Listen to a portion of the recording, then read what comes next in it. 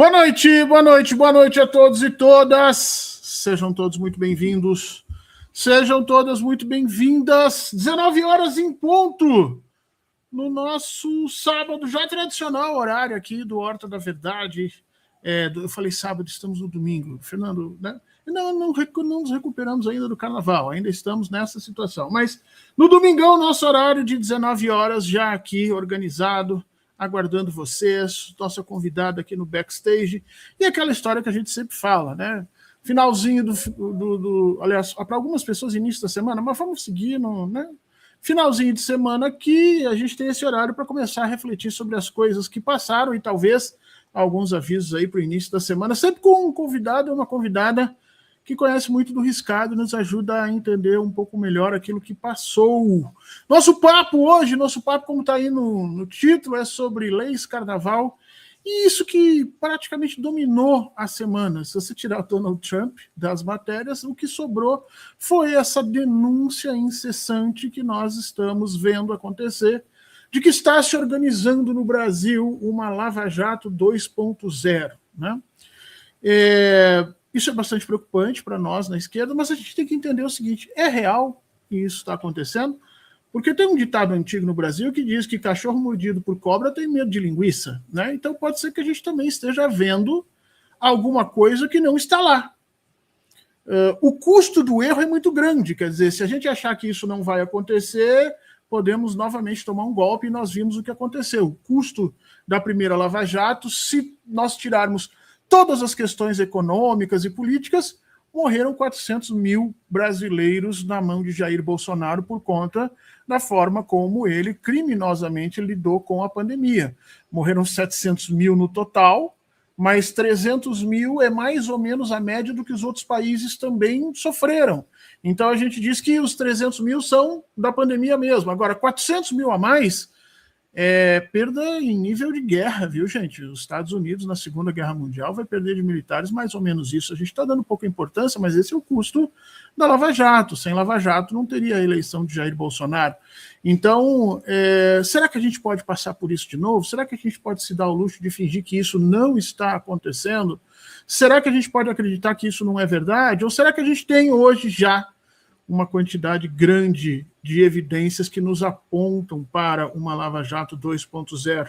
Nossa convidada já está aqui no backstage para conversar conosco, já eu chamo ela, mas antes eu sempre peço para você aquelas coisas essenciais que nós precisamos, né? Esse espaço dessa mídia independente que foi essencial para a manutenção do fiapo de democracia que nós tivemos em algum momento, e inclusive a devolução dos direitos políticos do presidente Lula.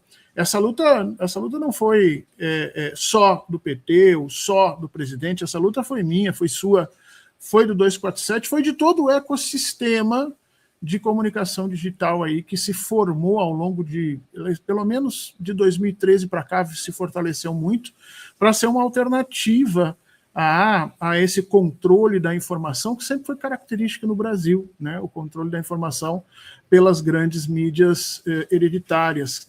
Então, eu sempre peço para que você se inscreva nos canais do 247, no Facebook, no Twitter, no próprio YouTube. Se você puder ali se tornar membro, isso também ajuda demais a gente. É uma outra forma que você tem de se relacionar e aí participando mais efetivamente dos custos e das condições de construção de toda essa parafernália que não é pequena, que não é simples, que não aconteceu do nada, mas que dá muito orgulho para nós no 247 saber que fomos uns dos pioneiros desses espaços e que ainda, junto com outros grandes canais, não vamos desmerecer ninguém, somos aí responsáveis por fazer esse contraponto às grandes questões que a mídia parece emudecer. Você ouviu falar de Lava Jato 2, por exemplo, nos grandes jornalões brasileiros?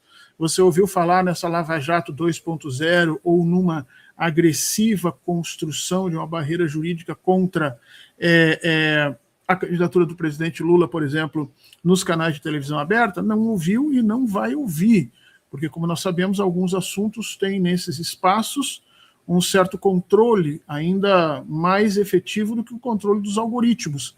que é o controle do desemprego mesmo, né? O jornalista falou isso, vira desempregado, como nós vimos recentemente com uma jornalista que perdeu o posto porque as pessoas entendiam que ela era de esquerda. Ela foi simplesmente demitida desses grandes jornalões, e aí você imagina e você consegue perceber qual é o tamanho do impacto desse espaço aqui.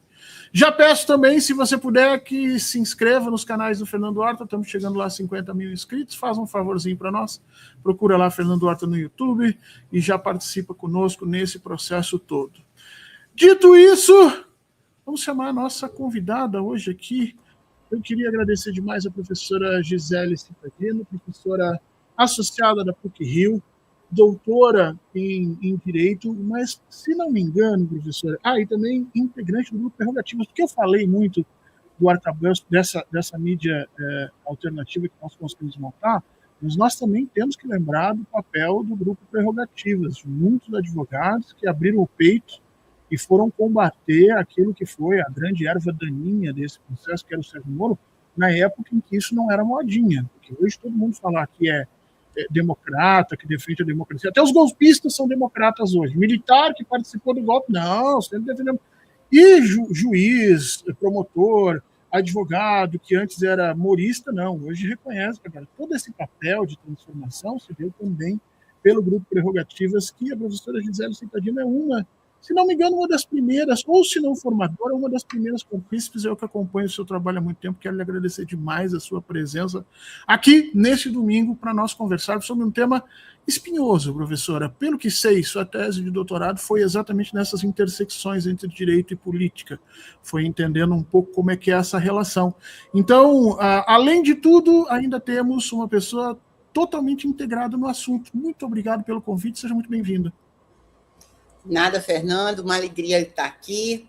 Prazer muito grande participar com você dessa discussão. Deixa eu começar lhe perguntando, professora. A senhora é carioca? Eu sou carioca. Eu sou carioca da gema. Eu nasci na Glória, na Beneficência Portuguesa, mas, na verdade, a minha alma é completamente nordestina, porque eu saí do Rio de Janeiro com 3 anos, e só para Paraíba. Eu vivi em João Pessoa, então toda a minha educação formal, inclusive a universidade, eu fiz na Universidade Federal da Paraíba, e eu me formei muito cedo, me formei em Direito com 21 anos, e fui para a Federal de Santa Catarina fazer mestrado. Então, dos 3 aos 21 anos, eu morei em João Pessoa, na Paraíba. Então, se você me perguntar o que é que eu sou paraibana. Mas, de qualquer forma, ainda que a gente siga essas peripécias andantes da sua formação, o carnaval está, de alguma maneira, na sua cultura. E sim, eu fiquei sabendo que a senhora desfilou aí pela Unidos de Niterói. Então, eu quero começar essa pergunta com uma forma bem pessoal. Como é que foi esse desfile? Como é que foi o seu sentimento de participar disso? Como é que estava o ambiente no chão, ali no solo, de alguém que esteve lá nesse processo todo? Bem, em primeiro lugar, eu quando fiz uma publicação nas redes, eu disse assim, uma alegria enorme participar de um desfile na Sapucaí, uma alegria maior ainda, que é vir num carro alegórico e não no chão, porque você tem uma visão muito maior do que quando você vem no chão, e o contato com o público é muito mais próximo, e uma alegria triplamente maior de vir numa escola que homenageava a trajetória do presidente Lula na figura da mãe dele, né, de Dona Lindu. Então, foi assim, uma experiência absolutamente inesquecível sob qualquer aspecto, seja pelo aspecto de participar do carnaval na Sapucaí, que eu acho que é uma manifestação cultural do Brasil que é extraordinária, tanto no Brasil quanto no mundo, e, além disso, participar de um desfile numa escola que homenageia, né, a trajetória de Dona Lindu e faz uma homenagem ao presidente Lula. Então, foi uma experiência muito bacana. Além disso, a gente estava ao lado de muitos amigos, né? A nossa ala era uma ala que se dividia em 2 grupos, era uma ala que ia no chão, nós éramos mais ou menos umas 50 pessoas, e um grupo um pouco menor, de umas 20 ou 30 pessoas, que vinha no carro alegórico exatamente atrás, que era o carro que representava os amigos do presidente Lula. No alto do carro tinha uma imagem linda do presidente Lula com a mão levantada. Então, essa ala e esse carro alegórico, ele era basicamente composto pelo pessoal do direito, né? Então, ali a gente tinha tanto o pessoal do Grupo Prerrogativas quanto o pessoal da ABJD, que é um outro grupo, que é a Associação Brasileira de Juristas pela Democracia, que a gente fundou aqui na PUC do Rio, lá em 2016, no ano do golpe da presidenta Dilma, e, além dos juristas, muitos artistas, né? A Fafá de Belém saiu no último carro, exatamente no lugar que originariamente estava destinado à mulher do presidente Lula, a Janja, né? Então, como ela desistiu de desfilar para evitar qualquer tipo de problema jurídico lá adiante, a Fafá de Belém ocupou o lugar dela, mas havia muitos artistas, Júlia Lemertz, Paulo Betti, Chico Dias, Elisa Lucinda, a jornalista Hildegard Angel e o marido, Bogossian, eles também estavam no carro, a Beth Mendes. Então, foi um grupo, era uma mistura de pessoal do direito com os artistas, os atores, as atrizes, as cantoras, e foi muito lindo, realmente foi muito lindo. A gente não sente, porque passa muito rápido, você imagina que vai ser uma longa jornada, e são 20 minutos, mais ou menos, na avenida, e esses 20 minutos passam numa rapidez estonteante. Além de tudo, foi muito emocionante a reação do público, porque logo no início, quando o carro, a ala, né, e o carro alegórico dobram ali o Canal do Mangue e entram na avenida, você dá de cara com as arquibancadas populares. E nessas arquibancadas populares, a gente viu manifestações assim que dava quase vontade de chorar, porque tinha gente literalmente chorando, tinham pessoas que mandavam corações, tinham pessoas muito emocionadas, tinham pessoas que seguravam cartazes do tipo Lula, eu sou doutor, hoje eu sou doutor por sua causa. Tinha outro que botou Lula, a minha casa minha casa, minha vida. Então, a pessoa fez uma brincadeira com Minha Casa Minha Vida para dizer que tinha comprado a sua casa, né? Então, foi assim, muito emocionante. E quando a gente estava se aproximando dos setores mais caros da Sapucaí, né? Ali a passarela não, a arquibancada, a 11, a 13, onde tinham os camarotes mais caros, né? Onde as pessoas pagam mais para assistir os desfiles, eu imaginei que ali a gente pudesse ter algum tipo de reação negativa, mas fiquei muito impressionada, porque ali as pessoas sabiam o samba de cor, todo mundo cantava o samba. Se você me perguntar, mas você não viu nenhuma manifestação desfavorável? Vi. Eu vi um rapaz fazendo assim, abaixando o dedo, vi um outro senhor, uma pessoa já bem mais idosa, balançando assim a cabeça, em sinal negativo, e vi uma senhora de cara feia. Ela estava parada, mas estava de cara feia. Então, foi possível. Eu consegui ver 3 pessoas naquele mundaréu de gente que me pareceram nitidamente incomodadas com o desfile em homenagem ao presidente Lula. Mas eu te diria que 99,9% da Marquês de Sapucaí adoraram o desfile. Participaram, sim, com muita intensidade, com muita alegria. E quando chegou no final, a gente está meio que embriagado de emoção, cansaço físico, porque é muito grande, né? Principalmente para quem não é mais tão jovenzinho.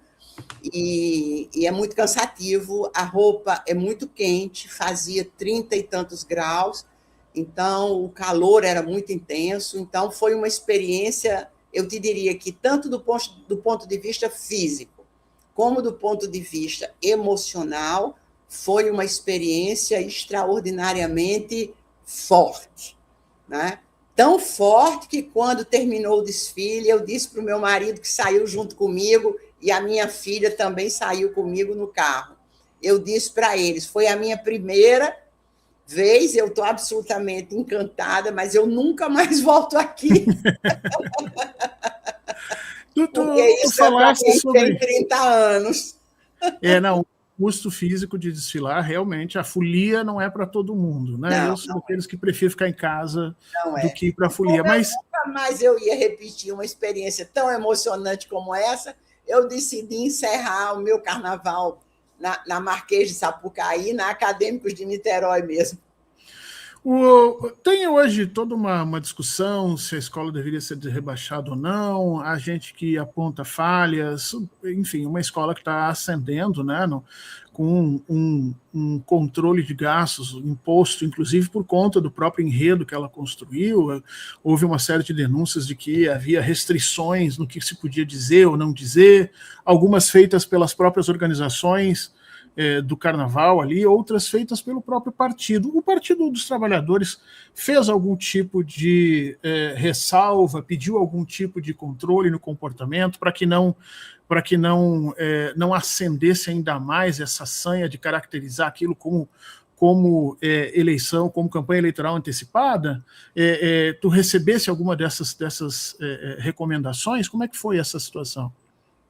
Olha, não só o Partido dos Trabalhadores, Fernando, mas o próprio governo federal fez vários comunicados à militância do partido, às pessoas que iam participar do desfile, tanto no camarote, onde o presidente Lula estava. Eu fui convidada também a participar, assistir o desfile no camarote, que, na verdade, é o camarote da prefeitura, que foi cedido ao governo federal. Todo ano o camarote da prefeitura é cedido ao governo federal. Não é porque teve uma escola homenageando Lula que o presidente Lula veio assistir. Se o presidente Lula quiser vir assistir, né, como eu tenho certeza que ele vai ser reeleito em outubro, se ele quiser, no ano que vem, 2027, vir assistir o desfile, ele receberá o mesmo convite do novo prefeito. Isso é uma tradição.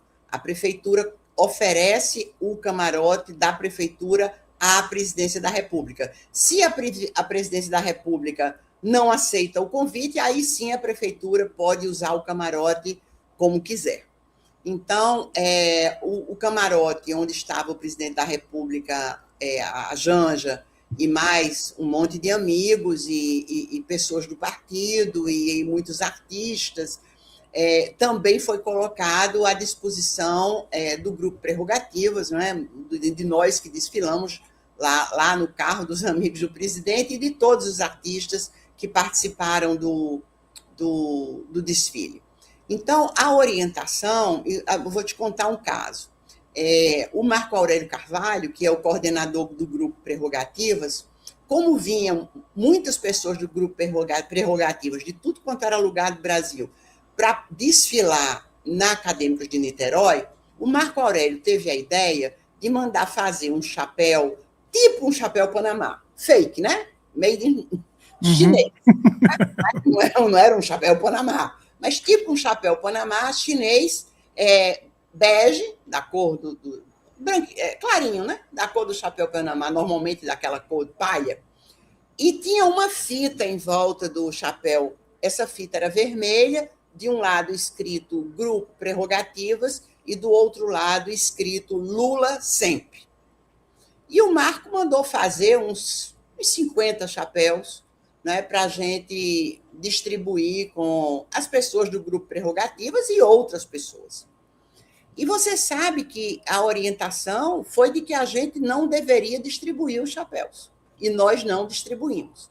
Eu vi um chapéu na cabeça de um político no camarote, mas assim mesmo pediram a ele para tirar, e imediatamente ele tirou o chapéu. Por quê? Porque a orientação era que a gente não associasse em nenhum momento o desfile da próxima campanha eleitoral, né? E nós não fizemos isso, e eu não tenho assim a menor dúvida de que nós jamais poderemos ser acusados, nós ou a escola, de que aquilo se tratou de uma campanha antecipada. A escola escolheu seu tema enredo no começo do ano passado, que a gente sabe que esses carnavais são organizados com muita antecedência. Ninguém faz um samba enredo em 3 meses, né? O samba enredo é uma coisa que se leva muito tempo para fazer. Aí, depois que faz o samba enredo, é que as alas vão sendo compostas, as fantasias vão sendo criadas. Então, as pessoas terminam o carnaval, descansam 1 mês e já começa a preparar o carnaval do ano que vem, senão ele não consegue ir para a avenida.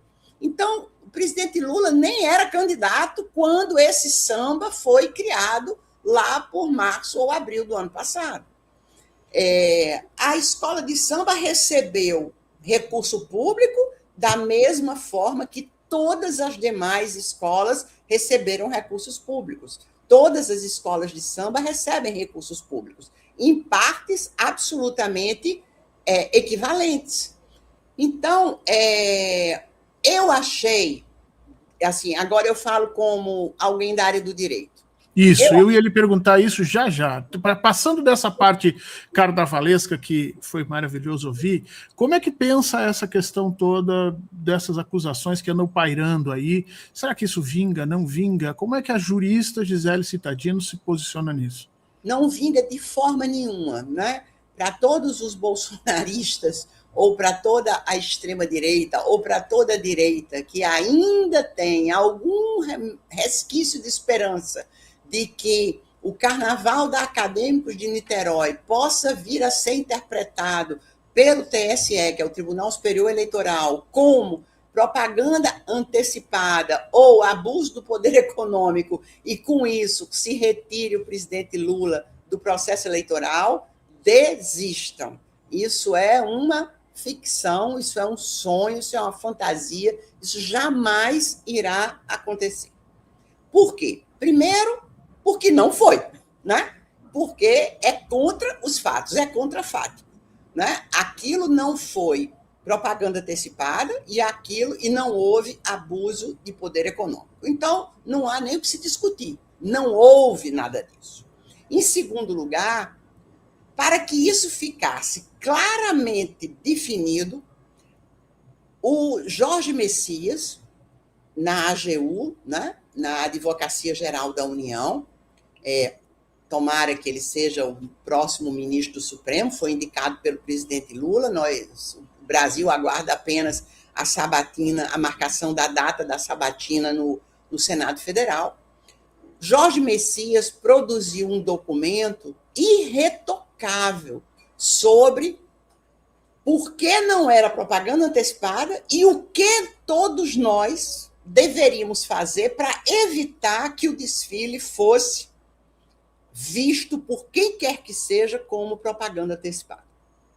Então, não havia no desfile, não havia nas arquibancadas, não havia no camarote do presidente Lula, onde o presidente Lula estava, nenhuma estrela representando o partido, nenhuma cor vermelha, nenhuma placa indicando Partido dos Trabalhadores, nenhum adesivo escrito Lula 13, 2026. Não havia nenhum símbolo que pudesse se remeter a uma ideia de propaganda antecipada. Esse foi o primeiro ponto. E esse ponto foi cumprido, né? Até porque, se não fosse, depois de uma semana de passado o desfile, nós já teríamos fotos em toda a internet mostrando que o Partido dos Trabalhadores usou o desfile para fazer propaganda antecipada. E não há uma única foto denunciando nada disso em lugar nenhum. Então, esse é o primeiro ponto. Segundo ponto, nenhum político, e muito menos o presidente Lula, desfilou na escola de samba. Nenhum político do Partido dos Trabalhadores desfilou na escola de samba. Se algum político de outro partido desfilou por conta própria e como pessoa física, eu realmente não sei, não vi. Mas pode ter algum político lá, né, fantasiado no meio um político do PV, do PSOL, do PCdoB, não sei, né? tenha desfilado, eu não vi, mas não teria problema nenhum. Agora, do Partido dos Trabalhadores, nem fantasiado, né, de fantasma, de forma que ninguém fosse capaz de identificá-lo, não teve. Quanto ao último carro, né, que foi o carro onde eu desfilei, se você me perguntar, Gisele, por que você subiu em um carro alegórico? Normalmente, quem sobe em carros alegóricos são os destaques da escola de samba, ou pessoas que têm um destaque muito grande na sociedade civil. Não é o meu caso de forma alguma. Então, o que aconteceu? Aquele carro, Amigos do Presidente, seria um carro em que a ideia original oferecida pela escola foi que a mulher do presidente, que não tem cargo no governo... E não pode se candidatar a nada. E que nem pode se candidatar a nada, em que a Janja desfilasse no carro, porque, afinal de contas, a escola estava homenageando o seu marido, e atrás, dentro do carro alegórico, desfilassem amigos, dentre os quais também políticos ligados ao presidente Lula. Então, digamos que seria um carro que faria alguma referência política ou que teria alguma ligação política com o presidente. O que foi que a AGU disse? De jeito nenhum. Mas disse mais para evitar problemas, Gisele, do que necessário. Problemas. Porque eu tenho a impressão que, mesmo que tivessem políticos, não haveria maiores. Mas houve um super cuidado, ou seja, se levantou a barra para evitar que qualquer discussão se criasse em cima disso. Claro, o gato escaldado tem medo de água fria, né? Por quê? É água, vai que está quente. Quer dizer, quem passa por um processo de lawfare, de perseguição judicial, como o presidente Lula passou, 560 dias preso na Polícia Federal em Curitiba. Quer dizer, ele é alguém que, se o pessoal do direito diz, presidente, a gente precisa atenção para tal coisa, porque eles podem usar isso como lógica de perseguição política, a gente aceita.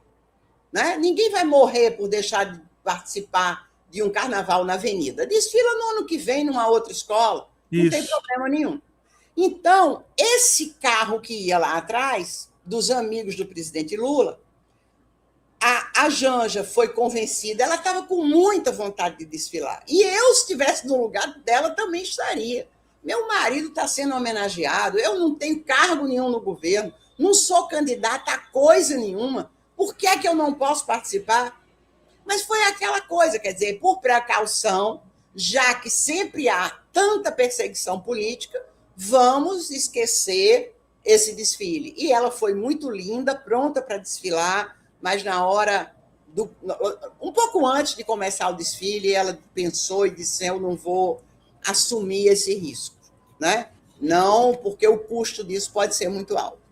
Os outros políticos, que também estavam animados para sair no carnaval, esses já haviam desistido lá atrás. Então, o carnavalesco, o diretor da escola, procurou o Marco Aurélio e disse, olha, vocês já estão com a ala que está exatamente na frente do carro. Então, vamos tirar algumas pessoas dessa ala, vamos convidar alguns artistas e vamos ocupar o carro onde sairia a Janja e mais alguns políticos. E foi por isso que eu tive a sorte de estar no lugar certo, na hora certa, e desfilei no carro alegórico. Foi só por isso. Foi muito bom tu trazer esse depoimento, Gisele, para que as pessoas ouvissem de quem estava lá naquele momento e que não só participou disso tudo, mas que tem um conhecimento específico que nos permite dar uma tranquilizada. Porque agora eu quero começar a te perguntar para outra parte da tua expertise. O que nós estamos... Bom, como você mencionou, assim, gato escaldado, né?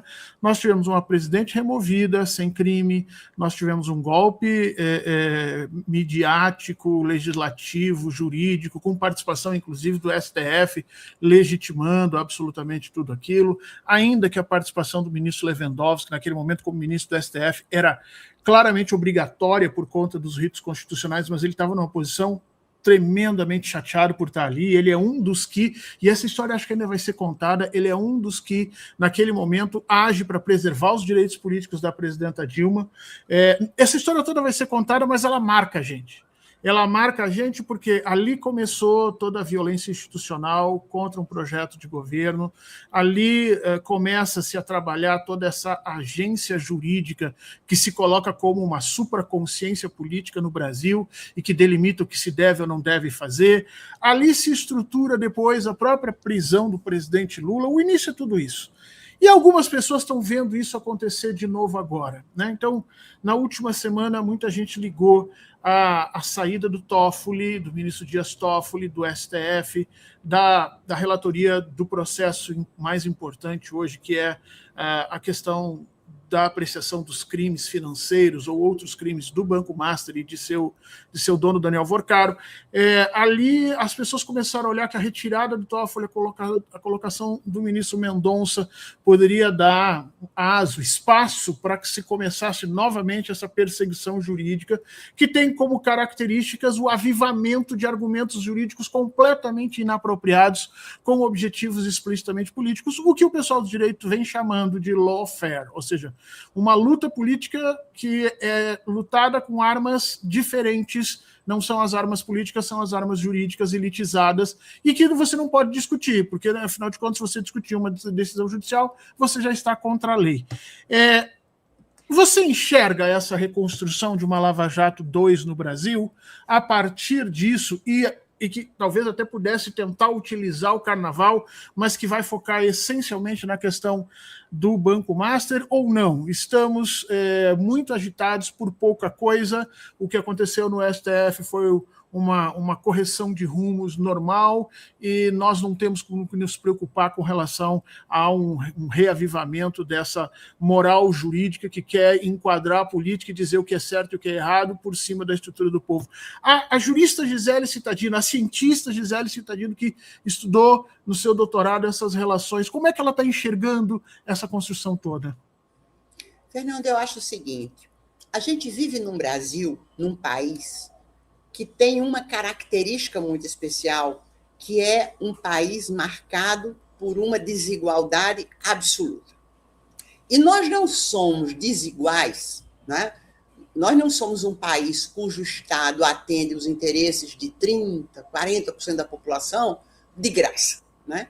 Há uma elite política no Brasil, uma elite cultural, uma elite econômica, enfim, as elites brasileiras, elas estão comprometidas há 500 anos. Elas estão comprometidas com um país que exclui um número absurdo de pessoas do Estado, da proteção estatal, das políticas públicas, dos bens públicos, dos bens sociais, dos bens culturais. Então, evidentemente que quando a gente olha para os governos do PT, sejam os dois primeiros mandatos do presidente Lula, o primeiro mandato da presidenta Dilma, os anos que antecedem, um ano, né, que antecede o golpe de 86, e agora esse terceiro mandato do presidente Lula, fica muito claro, mas muito claro, que o Partido dos Trabalhadores tem um projeto político de inclusão social e de transformação desse Brasil numa sociedade importante, numa nação digna desse nome. Porque não adianta o Brasil ser um país enorme fisicamente, um país importante do ponto de vista econômico, nós somos a 7ª, a 8ª, a 9ª, enfim, estamos entre as 10 primeiras economias do mundo e sermos um dos países mais desiguais do planeta. Então, o projeto de governo do Partido dos Trabalhadores, visivelmente, é um projeto de poder para dar fim a essa desigualdade. É aquilo que o presidente Lula insistia na campanha: colocar o pobre no orçamento e o rico no imposto de renda. É isso que a gente tem que fazer. Até anteontem, os ricos desse país não pagavam imposto sobre dividendos. Isso é uma coisa inacreditável. E quem fez isso foi o governo Fernando Henrique Cardoso, não é? O príncipe dos sociólogos, que não foi capaz de criar uma única universidade federal no Brasil durante os seus 2 mandatos como presidente. Então, é muito difícil lutar contra essa elite, porque essa elite tenta, de qualquer maneira, evitar a permanência de qualquer presidente da República que seja do Partido dos Trabalhadores, ou que tenha esse tipo de compromisso. Que o tema da justiça social, que o tema da inclusão, não é só o blá, blá, blá do processo eleitoral, mas que, ao contrário, implementa políticas públicas e políticas sociais que, se você olha no horizonte, e eles olham no horizonte, daqui a 30 ou 40 anos, as pessoas já vão perceber, eles já percebem que o seu lugar na sociedade mudou, que muita gente ascendeu e que eles não estão mais conseguindo acumular a quantidade absurda de riqueza que eles acumulam. Então, o objetivo é evitar essas candidaturas. Como é que a gente evita a vitória dos nossos adversários? A gente evita a vitória dos nossos adversários conseguindo candidatos bons o suficientes que possam ser capazes de derrotá-lo. Ou um candidato mesmo muito ruim que é vendido como algo palatável, né? E que a gente viu que na esteira do lavajatismo a gente teve Jair Bolsonaro. Uma das coisas mais trágicas que poderia acontecer a esse país ou a qualquer lugar do mundo. Um homem que é um indigente intelectual. Ele é um indigente intelectual. Ele não sabe falar, ele não governou, ele entregou a uma rede de bandidos corruptos, né? Bandido corrupto é mais ou menos a mesma coisa, de políticos corruptos, ele entrega a administração pública. Basta a gente ver o que está acontecendo agora com o Banco Master, basta a gente ver o que está acontecendo agora na CPMI do INSS. Quer dizer, isso para falar de 2 temas, porque se a gente for parar para escarafunchar todo o governo Bolsonaro, a gente vai ficar aqui 3 dias. As joias sauditas, a corrupção das vacinas, né? Era $1 por dose. Né? A quantidade de dinheiro manipulada com a questão das armas. Bíblias de ouro, lembra das Bíblias de ouro do MEC? Não dá tempo. Lembra? Não dá tempo, porque se a gente for fazer um trabalho sobre os processos de corrupção no governo Bolsonaro, a gente nunca mais acaba de falar. Então, mas as nossas elites aturaram um Bolsonaro porque não tinham outra saída. Nenhuma outra saída. Então, agora, e elas estão querendo colocar uma outra saída agora, porque eles estão tentando, Gisele, há algum tempo. Eu vejo isso, eles estão tentando há algum tempo viabilizar a tal da terceira via. Né? É o sonho, inclusive, dessas elites, uma eleição em que não tivesse nem Lula nem Bolsonaro, porque eles colocam os dois indivíduos que monopolizaram a discussão política nos últimos tempos como se fossem os grandes vilões. Mas, em realidade, eles estão em polos diferentes e só houve a ascensão do Bolsonaro porque o centro liberal brasileiro se desfez completamente, o PSDB deixou de existir e votaram todos no Bolsonaro para tirar o PT. Né? A regra nas últimas 2 eleições era essa, qualquer coisa menos o PT. Surgiu a qualquer coisa que é o Bolsonaro, aquela coisa que a gente viu. E desde lá eles estão querendo viabilizar uma terceira via. Já se tentou aí a artista da Globo, apresentador de TV, e não funciona. Eu queria te ouvir sobre isso. Eu tenho percebido que sem conseguir lançar um grande nome, que eles estão agora numa tentativa de retirar o presidente Lula, porque, afinal de contas, o Bolsonaro já está preso, não pode concorrer. Mesmo que ele transporte votos para o Flávio Bolsonaro, a elite brasileira está ok. Então, para eles, hoje é importante que o presidente Lula não concorra nessa eleição. Me parece que a estratégia inverteu. Tu vês isso dessa forma ou não? Tu está vendo o surgimento de algum outro candidato nesse processo? Não. Eu não estou vendo o surgimento de candidato nenhum. Eu acho que Tarcísio de Freitas, que seria, digamos assim, o nome mais palatável pela Rede Globo, pela Folha de São Paulo, pela Faria Lima, pelo chamado mercado, apesar dele ser só um tantinho mais inteligente do que Bolsonaro, mas é um incapaz completo, esse nome seria um nome mais palatável do que o nome de Flávio Bolsonaro, que não é preciso, quer dizer, não há adjetivo negativo suficiente no planeta para descrever o filho mais velho de Jair Bolsonaro. Então, são esses os dois nomes que têm algum tipo de peso eleitoral. Tarcísio, porque é governador de São Paulo, Flávio Bolsonaro, porque é filho de Jair Bolsonaro, e o Bolsonaro consegue transferir automaticamente um certo número de votos. Eu duvido que depois da campanha eleitoral, porque uma coisa é você fazer pesquisa hoje, outra coisa é você fazer pesquisa na véspera da eleição. Eu duvido que Flávio Bolsonaro chegue a 30% dos votos. Duvido.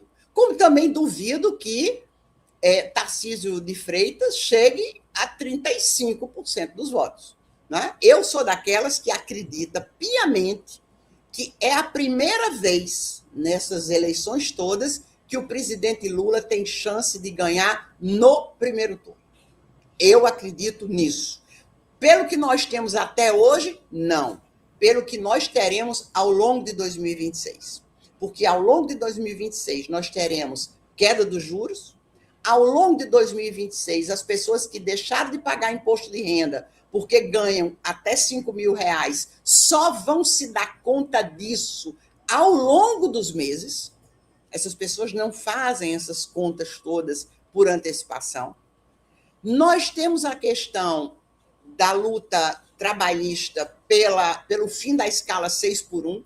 Isso vai ter um peso gigantesco no processo eleitoral.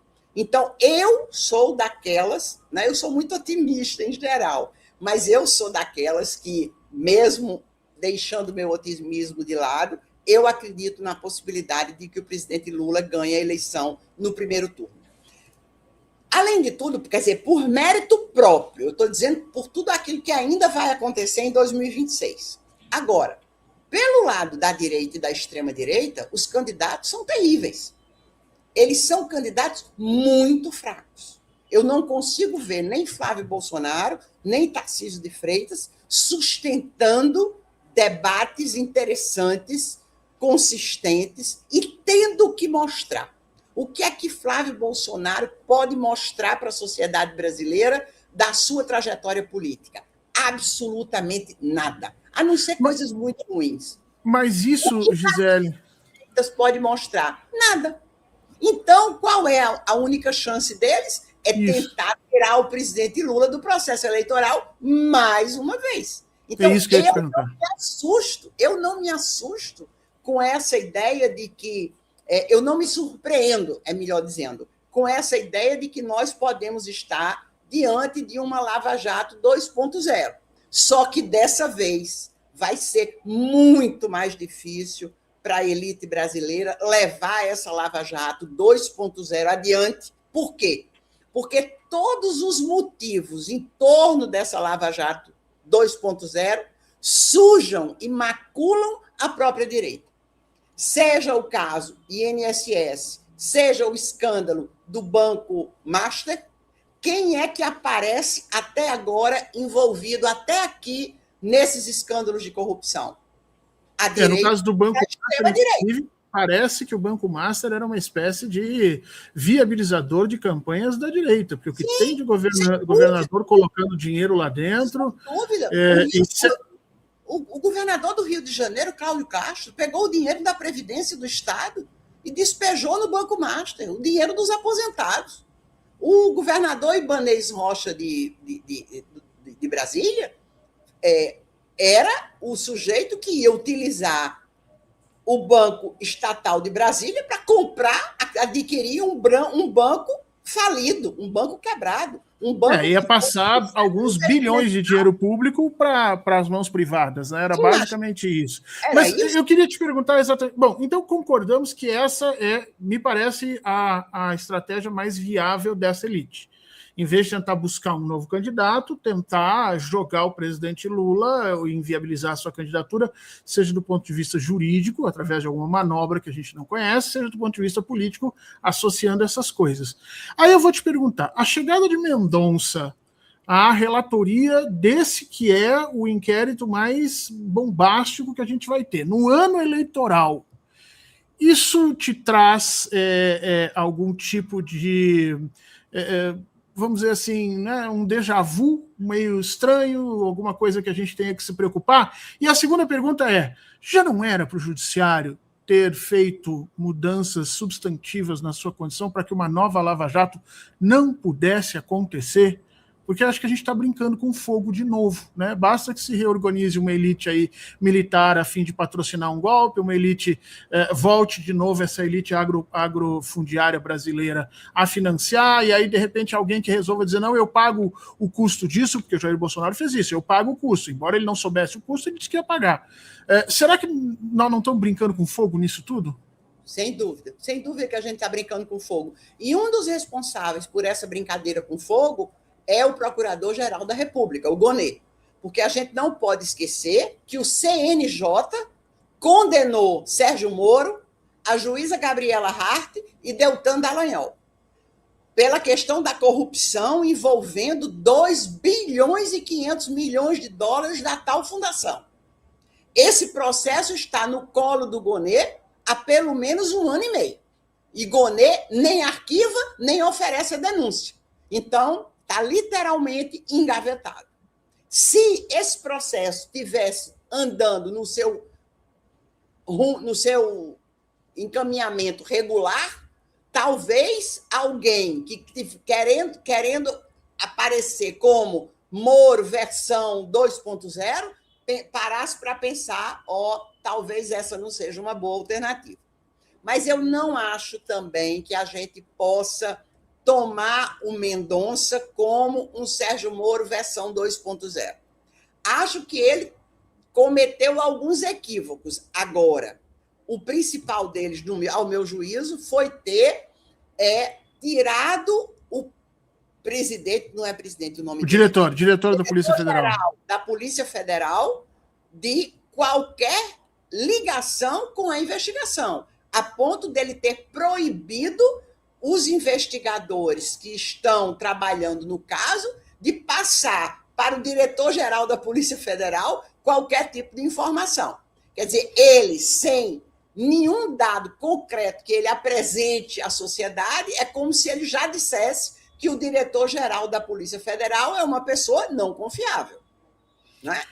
Muita gente está apontando a relação entre ele, como evangélico, e os investigados da Igreja Lagoinha, que estão imbricados diretamente no escândalo Master, né? Muita gente dizendo, olha, se tirou o Toffoli porque a família do Toffoli tinha relações com o Vorcar. E aí se bota o Mendonça, que é terrivelmente evangélico, segundo ele mesmo, e um dos imbricados mais fortes nesse processo todo é esse esquema da Igreja Evangélica da Lagoinha. Então, não é tirar 6 por meia dúzia, quando a gente trocou o Toffoli pelo Mendonça nessa situação, e aí ele perguntando novamente, né, nessa situação, tu tens algum receio do Mendonça gerenciar esse processo todo? Vamos lembrar que ele vai ser vice-presidente do TSE na época da campanha. Será que não há um vício nisso? Será que ele não vai ter informações desse processo e pode, de repente, levar para o TSE numa situação que não deveria? Será que nós não temos que trabalhar para impedir isso? Ou seja, enquanto ele estiver como relator ali, ele não possa ser vice no TSE para evitar essa comunicação? Eu acho que não há como a gente impedir isso, porque, na verdade, Toffoli renunciou. Tecnicamente, Toffoli renunciou ao caso. O processo foi redistribuído pela máquina. E houve sorteio? Claro. caiu no colo do André Mendonça. Ponto. Não há o que se discutir. Caiu no colo do André Mendonça. Ninguém entregou ao André Mendonça por isso ou por aquilo, de jeito nenhum. Agora, qual é a diferença entre André Mendonça e Sérgio Moro?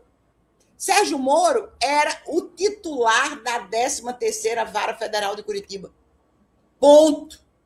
Não tinha mais ninguém com ele. Ele era o dono da vara, ele era o dono do processo e ele ainda era o amiguinho do auditor fiscal, ele era o amiguinho da delegada federal, ele era o amiguinho de toda a força-tarefa da Lava Jato.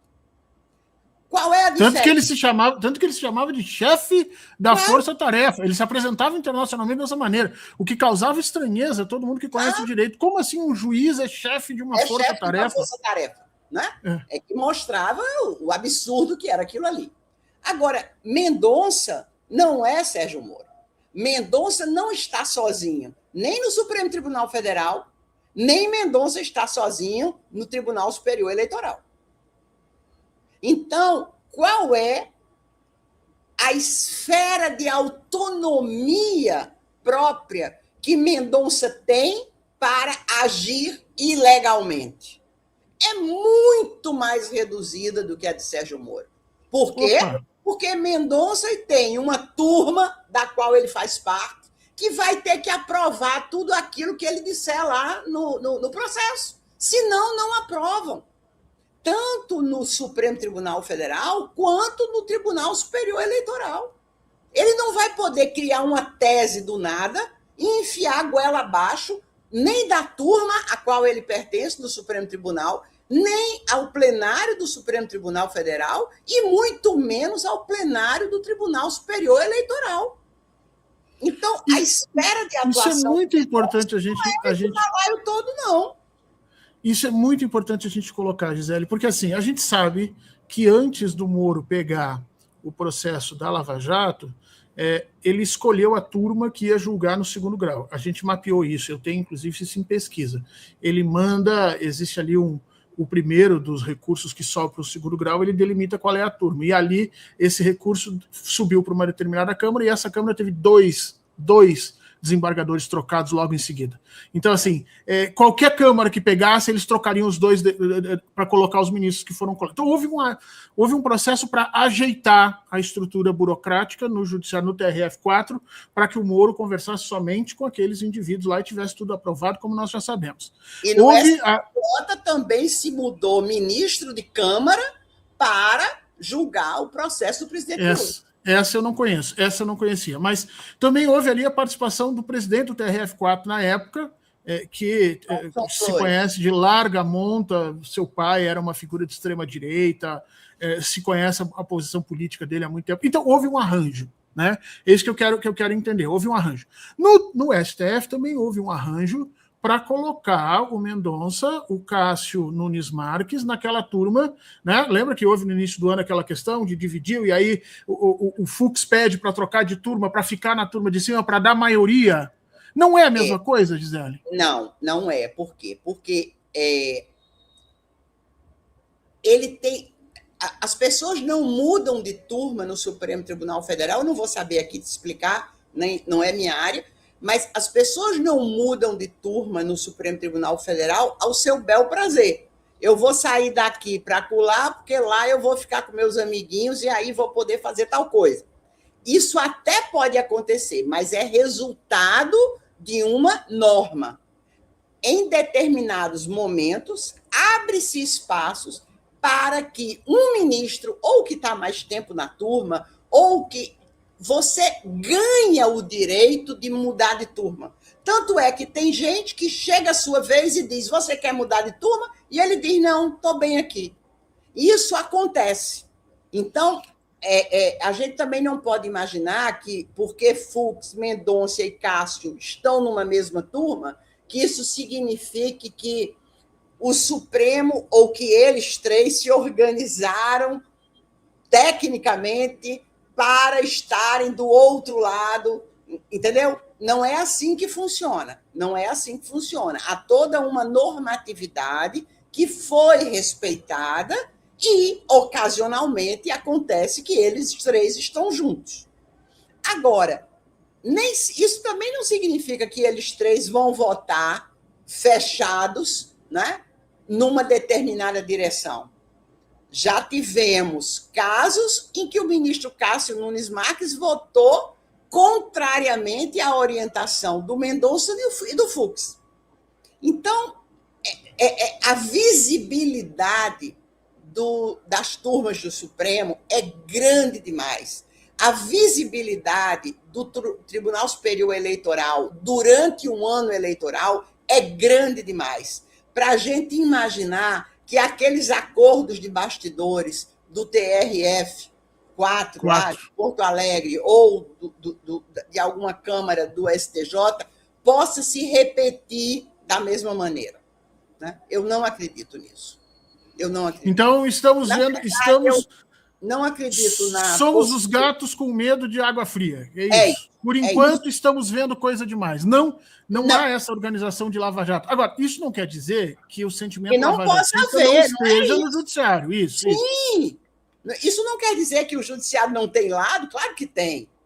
Né? Claro que tem lado. Não é bem assim. O que eu estou dizendo, não estou dizendo que não há uma Lava Jato 2.0 se organizando no cenário. Eu só estou dizendo que, se essa Lava Jato estivesse organizando no cenário político, a sua lógica de atuação será bem mais complexa do que foi a atuação do juiz Sérgio Moro lá na 13ª Vara. Até porque, se você toma um sujeito como Gilmar Mendes não acreditava que Sérgio Moro era, como disse o deputado Glauber, um juiz ladrão. Ele não acreditava na vilania do que ele estava vendo. Não acreditava. Quando acreditou, né? Quando recebeu as provas, né, a Vaza Jato e tudo, aí ele... E agora, quando esse rapaz, que está com uma tornozeleira eletrônica e sem passaporte, por decisão do ministro Alexandre de Moraes, invadiu ilegalmente os dados fiscais da nora do Gilmar Mendes, isso foi agora, né, esses dias passados,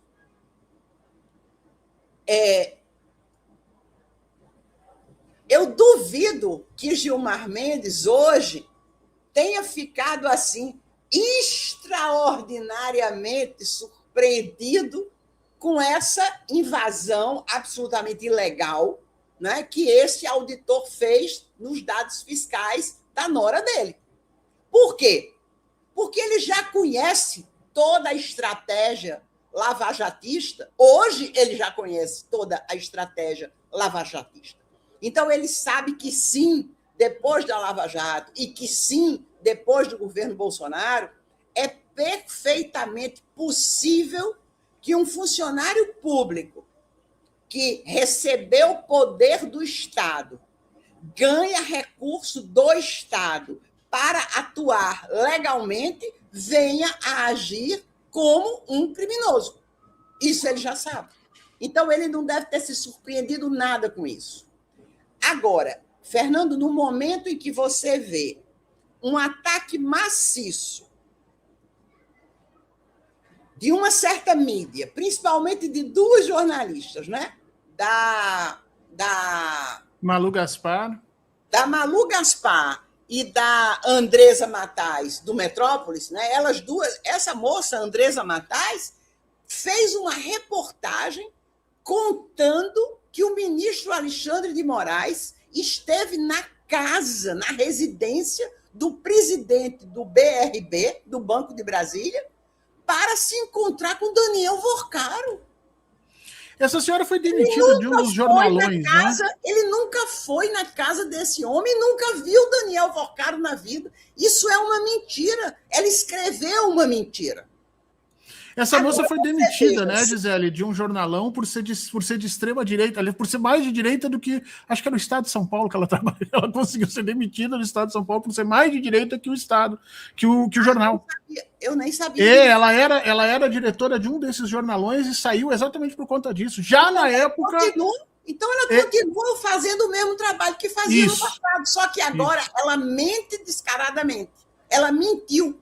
Ele negou e ela não pôde provar que ele esteve na casa do homem lá junto com o Daniel. A chance dessas jornalistas serem presas, Gisele? Está na internet de ontem para hoje, isso, todo mundo falando. Eu acho complicado, mas há chance delas serem presas? Se por acaso se provar que algum jornalista brasileiro, sejam elas, sejam qualquer um outro, pagaram recursos, dinheiro, grana, para que esses auditores da Receita Federal invadissem os perfis e os dados fiscais de mais de 100 pessoas, parentes, filhos, mulheres de ministros do Supremo Tribunal Federal, essas pessoas podem sim ser presas, eu não tenho a menor dúvida disso. Por quê? Porque o direito, a liberdade de imprensa, você, Fernando, pode receber uma informação jornalística do maior bandido do planeta. E você pode publicar essa informação sem susto nenhum. Porque do fato do maior bandido do planeta ter lhe dado alguma informação, não decorre que você também é criminoso. Mas você, como jornalista, pode receber um material de um bandido. O que foi que Glenn Greenwald fez quando recebeu o material da Operação Spoofing? Eu só não posso pagar por essa informação. Você, né? Só não pode pagar. Se você paga, você é tão criminoso quanto ele. Você não pode pagar, porque aí você está comprando, você está financiando uma ação ilegal. Agora, se o bandidinho invade o computador do Deltan Dallagnol, rouba de lá de dentro todas as informações que ele acha importante. Ele roubou tudo, ele não achou nada importante, ele simplesmente conseguiu, ele ganhou, teve tempo suficiente para copiar todo o HD do computador do Deltan Dallagnol. Isso é um crime. Você não pode invadir o computador de ninguém para tirar dali informações. Mas ele cometeu esse crime. Ele entregou esse material gratuitamente para um jornalista.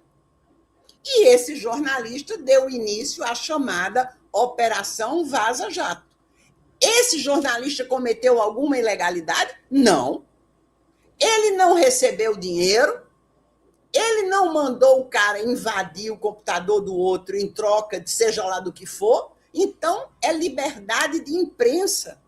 Ele publica tudo que ele recebeu, o sujeito pode ser o bandido que for. Agora, se uma jornalista ou um jornalista paga a um funcionário da Receita Federal para que esse funcionário da Receita Federal copie, porque essa invasão dos dados fiscais da nora do ministro Gilmar Mendes foi, se não me engano, é esse o caso, ele imprimiu.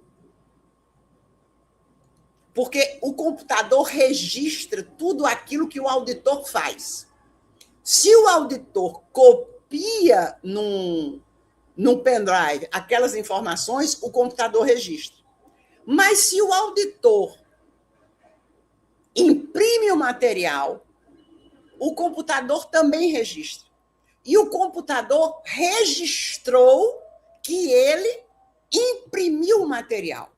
Então, você entregar a alguém um material impresso é bem mais, digamos, é bem menos perigoso no sentido de deixar rastro do que você entregar um material em um equipamento eletrônico, seja por WhatsApp, seja por e-mail, seja por um pendrive. É fácil você identificar a origem de onde veio aquela informação. Agora, se você imprime e entrega um monte de papel, a pessoa lê um monte de papel e taca fogo no material e acabou. Não há como você acompanhar esse percurso. Se esse percurso for transmitido via rede, esse percurso vai ser identificado. Então, por que um auditor... Primeiro, ele disse que ele só entrou nesse perfil porque ele se confundiu de sobrenome. Ele estava procurando um sobrenome de um amigo, também não sei por quê, e por um acaso ele entrou. Quer dizer, uma história... Não, é uma carochinha.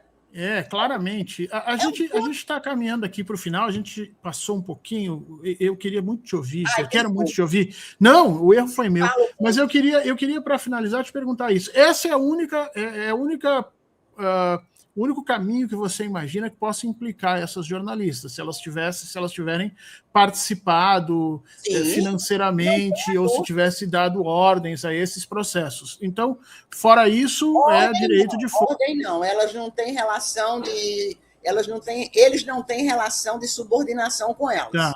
Então, elas podem pedir. Se eles fazem... O problema é deles. Agora, elas vão admitir que pediram a eles para eles cometerem um crime e alguém comete um crime só por conta de um pedido. Ninguém vai acreditar nisso. Então, na prática, eu quero só retomar esses dois argumentos que você fizesse. A gente tem uns 30 segundinhos aqui. Você não vê, então, essa organização no Supremo como o início de Lava Jato. Isso aconteceu em forma diferente. Nós é que estamos... paranoicos e com alguma razão de estarmos, que perdemos muita coisa por essa situação, mas também te preocupas nessa relação que se estabelece aí entre institucionalidade burocrática, com acessos especiais a determinadas informações, e a mídia, que seria uma das pernas da Lava Jato. Então, no final das contas, precisamos de atenção, mas o ano não começa tão ruim como eu estava imaginando, é isso? É isso, é exatamente isso. Você fez um resumo perfeito do que eu gostaria de falar para concluir a nossa conversa. Doutora professora Gisele Cittadino, quero agradecer demais, primeiro, a sua luta e a sua briga lá no Prerrogativas e nas redes. Eu acompanho muito tempo e vejo os embates que a senhora faz, sempre utilizando o seu conhecimento e a sua transparência nesse processo. Agradecer demais a sua presença aqui. Dizer que vou incomodá-la outras vezes e convidá-la para que nós venhamos a ter todo esse conhecimento de novo à disposição e deixar para todo mundo um grande beijo, um grande abraço, e a senhora pode se despedir sem problemas. Obrigada, Fernando. Como eu disse, foi muito bom, gostei demais. Um abraço para você, um abraço para todo mundo que estiver nos assistindo e um abraço para o pessoal que ainda vai assistir lá na frente. Obrigado, gente. Para todo mundo, um excelente final de semana. Não esqueçam de deixar os likes aqui para nós. Não esqueçam de seguir a professora Gisele Cittadino também nas redes, especialmente no Facebook. Vai lá, procura. Não vai te arrepender. É bastante importante a gente ter sempre pessoas com esse conteúdo para nos ajudar a tomar as decisões. Um grande abraço para todo mundo. Um excelente final de semana. Até mais.